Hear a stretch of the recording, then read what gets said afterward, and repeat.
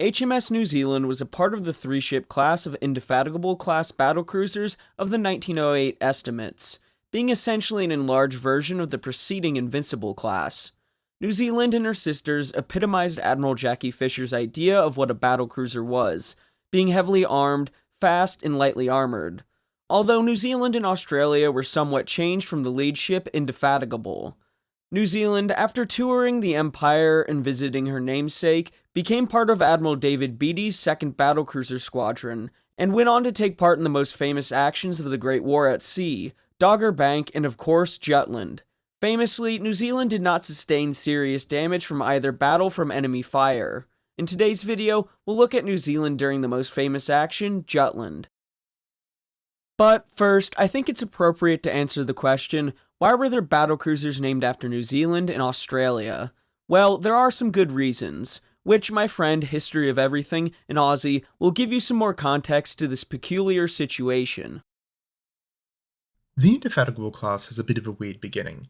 See, as with all British Admiralty contracts, there was a great controversy over the 1908 building program for capital ships.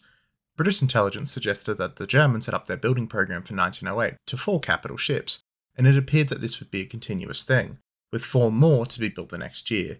It was genuinely feared that the Germans would and could outbuild Britain, and really this fear wasn't coming from nowhere. You see, most people don't realise this, but just after the Titanic sank, an even bigger ocean liner, the Imperator, sailed out of Germany for the United States.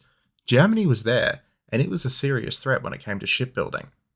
Meanwhile, the government under Prime Minister Asquith, being a British government, had only given enough money to build 2 capital ships, as the Sea Lords and Director of Naval Construction did not muster a strong enough argument to be given the funds for more ships, which as British politicians speak for, I want to put the money into something else instead of actually trying to be a good government, I will just cut something else to get the money.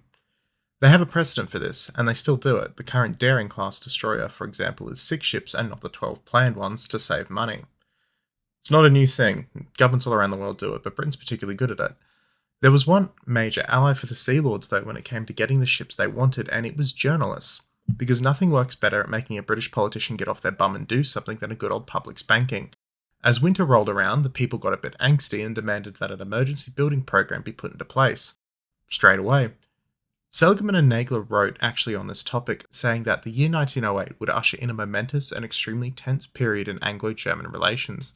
As far as the public was concerned, the key issue was the naval scare that broke out suddenly and with great intensity in early 1909, over fears that the German Navy was secretly accelerating its construction of new dreadnought battleships in order to surreptitiously overtake the Royal Navy in the number of these vessels. This set off a back and forth slap fight between the British political parties, and the party headed by Lords George and Winston Churchill, yes, that Churchill, the alcoholic bulldog one, believed that 4 new vessels would be more than sufficient. In the end, 8 would be ordered in the roundabout way of 4 dreadnoughts being authorised immediately, plus 4 contingent ones to be laid down subsequently if needed, in brackets. The building crisis has been a bit of a contentious topic for historians, and really there's enough contradictory evidence around that a simple argument can be made for both sides. But a deep dive into the topic does show that there was significant fear in British circles, particularly in military and civilian circles, about German military and imperial expansionism. You have to remember, at the time, the Royal Navy dominated the world, and it had since 1805 when Nelson destroyed the last threat to British dominance of the oceans at Trafalgar. When you have a look at the German building program as well, you see that there were reasons to be concerned. Very quickly, Germany had launched 4 battleships of the Nassau class, all before 1910 and before they were even in the water and steaming around together. The 1908-1909 battleships, Ersatz Oldenburg, Ersatz Siegfried, and Ersatz Beowulf had already been laid down, and from all intelligence received, they were being rushed in construction to be in the water by 1911. These would likely not fare the best against newer and larger British super dreadnoughts that were currently, getting ready to go in the water. But Germany had an answer for those already, planning and laying down the Kaiser and the König classes for the future. Immensely powerful ships that would be able to stand and did stand in the line of battle against the Grand Fleet. See, although Germany was behind, it was catching up quickly. Meanwhile, on the other side of the world in Australia and New Zealand, there was a growing fear that the threat of the Germans and their East Asia squadron based out of Tsingtao. But, and it's a big but, in Australia, there was a massive fear of the Japanese in the future and what they might do if they were given the green card to expand by, for example, a major European war.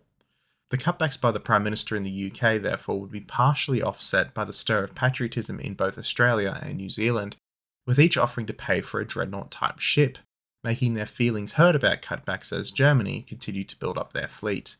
These patriotic stirrings, in combination with the 1909 Colonial Conference, where the Admiralty had pressed the governments of the British Dominions, namely Australia, Canada, New Zealand, South Africa, and at the time the British Raj, to contribute to the Empire's sea power by building and maintaining what was called fleet units, meaning that Australians pushing for the establishment of a navy finally had an avenue to get some serious imperial backing. Each fleet unit would help protect trade by running down raiders. Together the units could form a Pacific fleet of sorts, or an Indian Ocean fleet of sorts, and deal with any concentrated threat that might conceivably appear in that area. A unit would ideally comprise a battle cruiser of some kind of current design, so for example at the time was the Indefatigables, but could have been any battle cruiser at the time, 3 light cruisers, destroyers of an undetermined amount, and at least 2 submarines for local defence. Of all of the dominions, only Australia decided to build a full fleet unit. New Zealand decided to buy a second ship of the same design and present it to the Royal Navy as a gift to the Empire. The idea being that it would follow the namesake and have the namesake of New Zealand, but it would be property of the Royal Navy, so HMS New Zealand. The future Royal New Zealand Navy, though, it wouldn't appear for quite a while just yet. Australia's full fleet unit steamed into Sydney heads a few years later with the battlecruiser HMS Australia at its head and the cruisers HMS Sydney, Brisbane and Melbourne in support. Australia would also be gifted HMS Encounter and HMS Psyche, 2 other smaller cruisers. There was a clause, though, that should war be declared, the fleet unit would now fall under Royal Navy command, but for all intents and purposes, the Royal Australian Navy now existed. Australia and New Zealand, the ships that is, not the 2 countries, were planned and laid down after the Indefatigable, and due to that there were some improvements put into these ships' designs. Firstly, the belt armour terminated 60 feet short of the stem and 55 feet short of the stern, the extremities being closed in by bulkheads, more of an all-or-nothing armour scheme than, slap armour on everything. The belt would be increased from 4 to 5 inches abreast A and Y barbettes, and from 2.5 inches to 4 above the Y barbette. Upper sections of the bulkheads were reduced from 3 inches to 1.5 forward, and from 4.5 to 4 aft, inches that is, but the after bulkhead was situated much further aft than an Indefatigable. Main deck armour was extended to within 55 feet of the stern instead of terminating at Y barbette, and the lower deck forward of the aft was increased from 2 to 2.5 inches. These armour increases were quite significant, especially when you consider the kinds of ships these ships were designed to fight.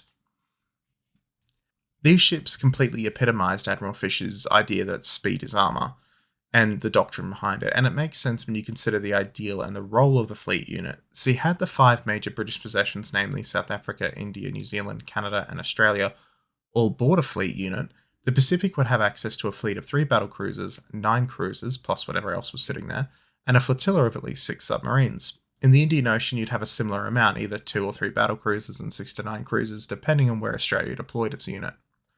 Given that these units would be fighting against commerce raiders and the German East Asia Squadron, namely made up of 2 armoured cruisers and supporting light cruisers, it made a lot of sense for speed to be the number 1 priority.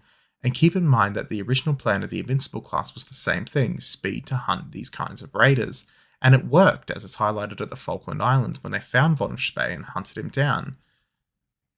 Interestingly, von Spee knew this and also agreed that this kind of doctrine would work against him, which is why he did not go near Australia, because he knew that HMS Australia alone could wipe his entire squadron out.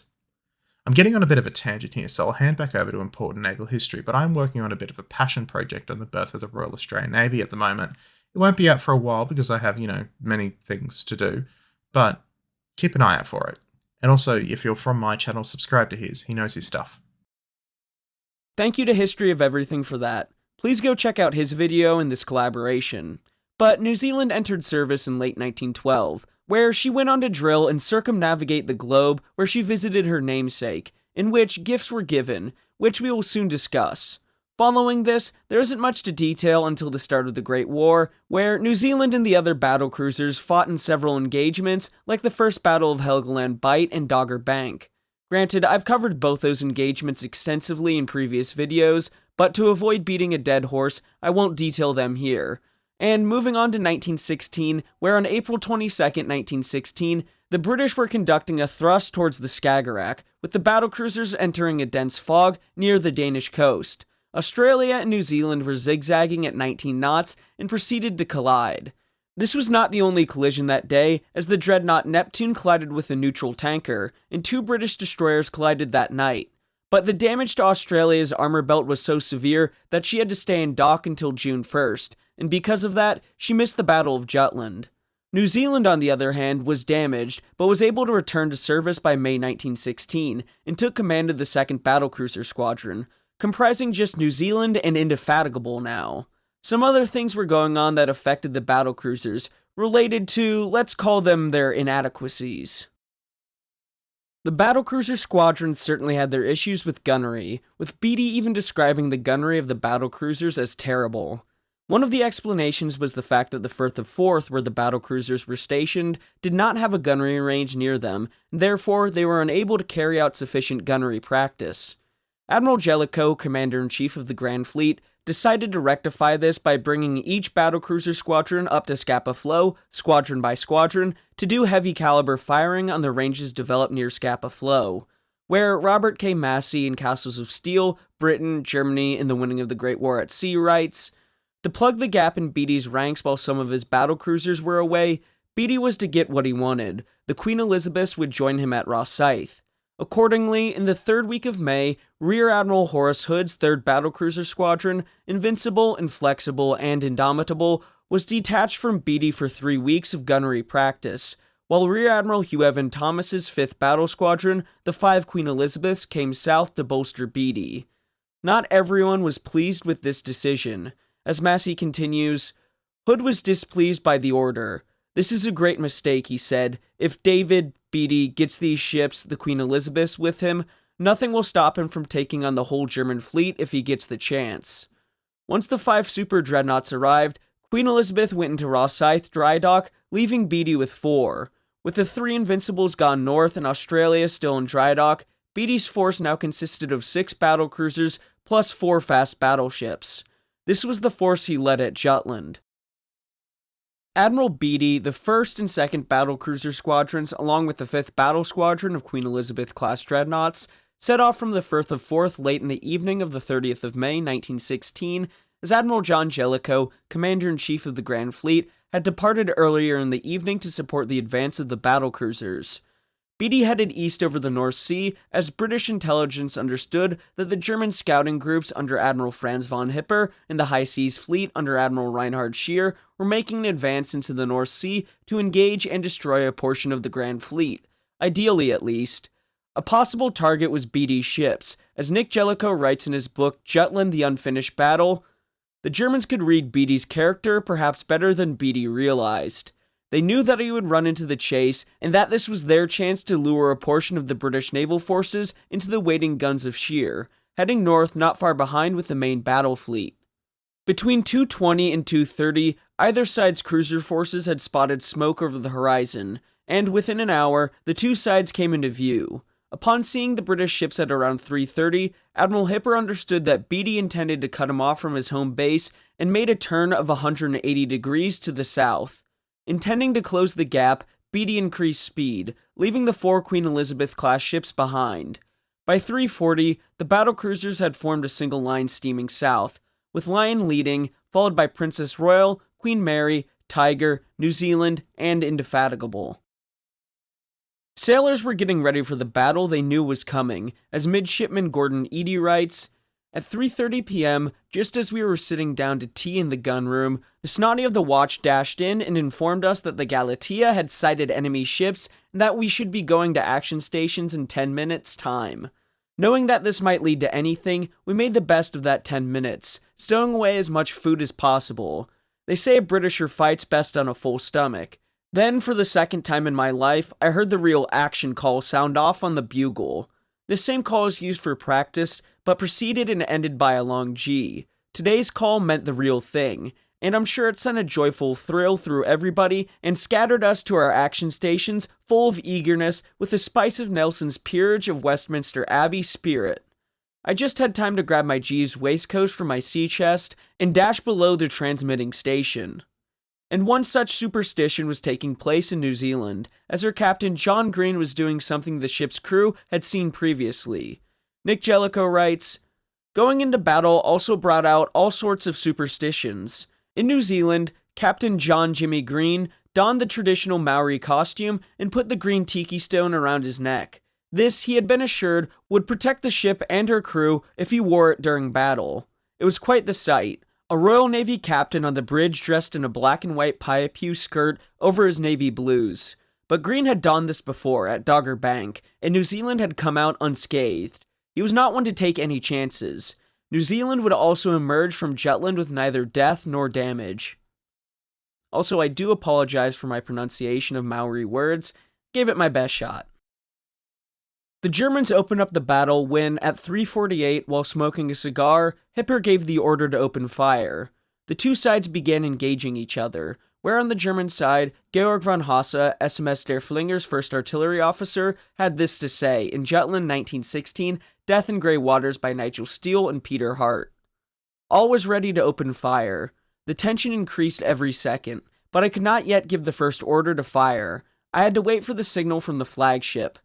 15,000 as my last order rang out, there was a dull roar. I looked ahead. The Lutzow was firing her first salvo, and immediately the signal 'Open fire' is hoisted. In that same second, I shout, 'Salvos fire!' and like thunder, our first salvo crashes out. The ships astern follow suit at once, and we all see around the enemy jets of fire and rolling clouds of smoke. As I've mentioned before in previous videos, fire distribution was an issue for the British during the opening stage of the battle.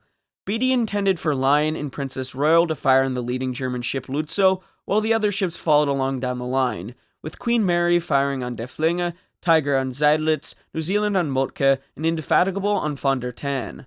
Lion and Princess Royal fired on Lutzow as they should have done, but Queen Mary fired on Seydlitz, leaving Der Flinge unmolested. New Zealand didn't open fire until 3:52 p.m., and fired with some accuracy, where Gordon Eadie had his hands in the gunnery of New Zealand. My action station was down below in the transmitting station, a kind of telephone exchange. The lower conning tower opened out of the transmitting station, and we were able to get a rough idea of the ship's movements by noting the alterations of course on the gyro compass receiver. The upper conning tower was connected to the lower by a tall armored tube containing an iron ladder. This tube was very narrow, which prevented anyone from climbing up at any but the slowest pace. As the two armored hatches were slammed down on top of us, this tube was our only means of escape in an emergency, and it would have taken some time for the 30-odd people down there to get out. However, as there was a 12-inch magazine on each side of us, a 4-inch one below, and the foremost boiler equally close, we should probably have all been blown up to glory together.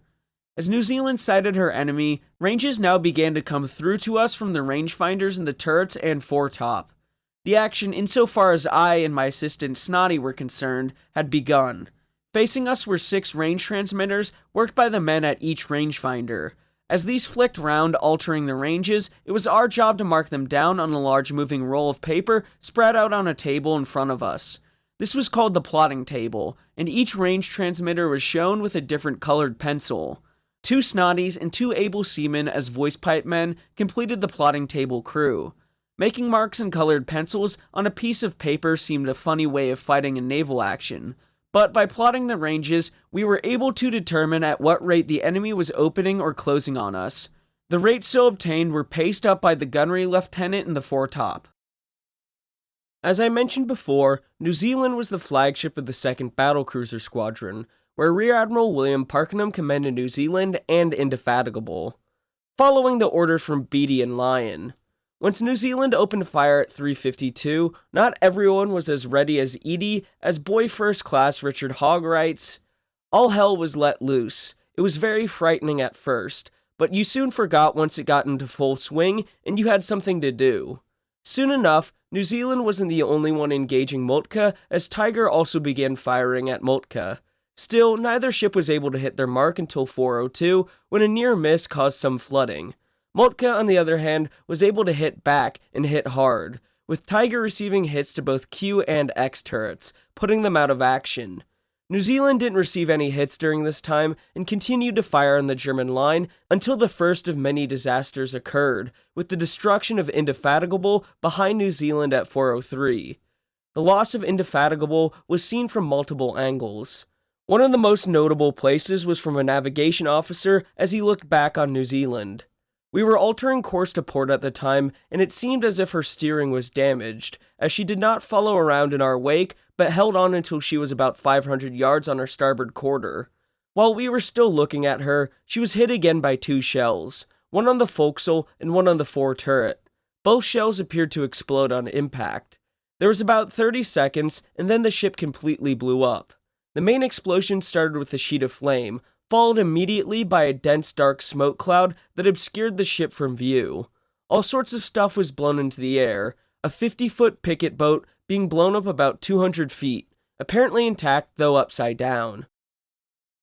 After Indefatigable's sinking, New Zealand was the only ship left in the 2nd Battlecruiser Squadron, and von der Tann shifted fire to New Zealand and began to hone her shots on New Zealand.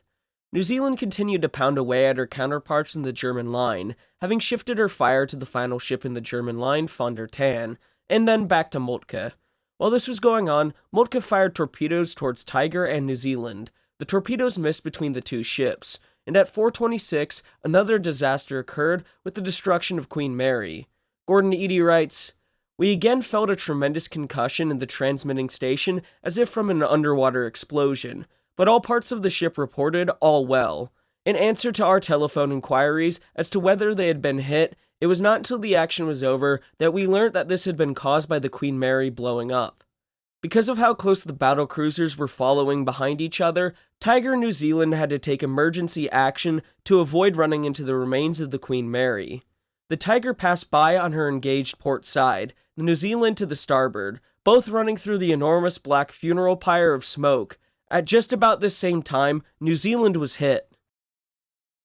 Turning to Eady once again, "We felt the impact down in the transmitting station and knew that a shell had found a billet somewhere on board. We phoned through to all the action stations in different parts of the ship. Report if you've been hit. Presently, X-Turret replied, yes, no casualties. The shell exploded against the glacier port side, forward, filling the turret with thick yellow fumes. Respirators were used, but the fumes were found to have no ill effects. Considerable blast was felt in the turret and working chamber, but luckily, no one was hurt. 2 more rounds were fired before the turret jammed, and there was a delay of some 20 minutes while splinters of shell and armor were removed from the roller path. The luck of New Zealand continued as Eady continues. The only casualty suffered by that of New Zealand was that of a Maltese messman's canary, killed by our own blast. The crew put our luck down to the various Maori mascots and charms associated with the ship. There was a special steering wheel which had to be shipped in action. This was made from different New Zealand woods and was inscribed with a Maori war cry. That is, fight on, fight on, fight on. The captain had a greenstone tiki and a Maori mat to be worn in action, the former around his neck and the latter around his middle. He wore the tiki, but, being a rather portly person, had the mat handy in the conning tower, ready to put on should things become too hot for us. Following the losses of Indefatigable and Queen Mary, the near loss of Lion, and spotting the vanguard of the High Seas Fleet, Beatty ordered his battlecruisers north, and thus ended the run to the south, and instead, the run to the north began. Beatty's ships were traveling at 26 knots to the north, but still continued to suffer. Lion and Tiger were hit by Lutzel and Seydlitz, and Beatty steered to port to put off the enemy rangefinders. Lion found herself passing through a wide patch of oil and floating wreckage where the Queen Mary had gone down 40 minutes earlier. Lion had been hit by 13 heavy shells, with 2 more to come, but most of the other battlecruisers had taken damage as well. Beatty's ships maintained their high speed to put some space between them and the oncoming High Seas Fleet, turning northeast to try to rendezvous with the Grand Fleet. Just before 6 p.m., the run to the north came to a close as Beatty spotted the advance guard of the Grand Fleet, with the Queen Elizabeths taking the brunt of the fire from the High Seas Fleet in this part of the action. At around 6 p.m., Jellicoe's staff on Iron Duke could see Lion and the other battlecruisers as they now steamed eastward, thundering salvos at an invisible foe, which prompted Jellicoe to signal Beatty, "Where's the enemy's battle fleet?"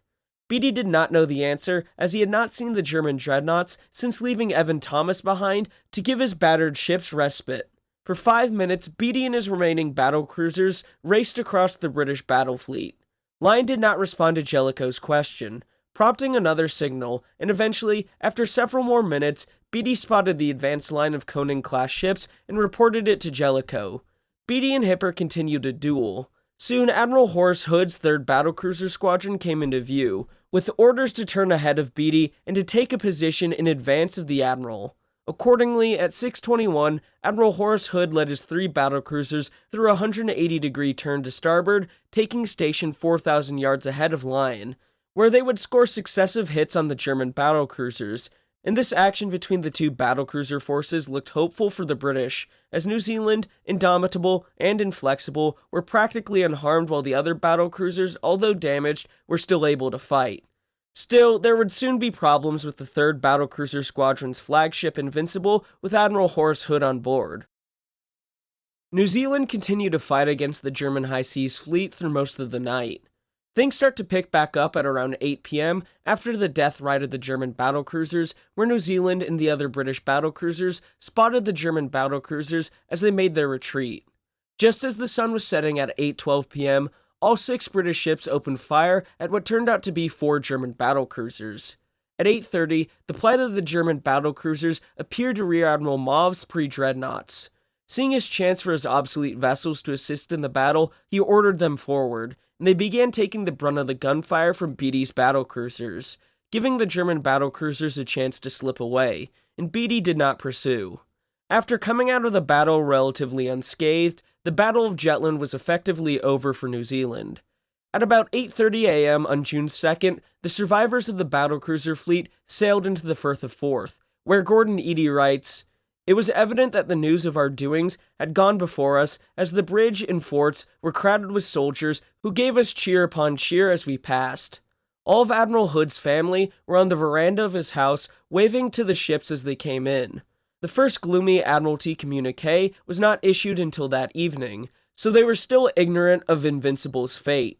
Nearly all of the battlecruisers had scars to show, mainly on the funnels and upper works or great dents in the armored plating.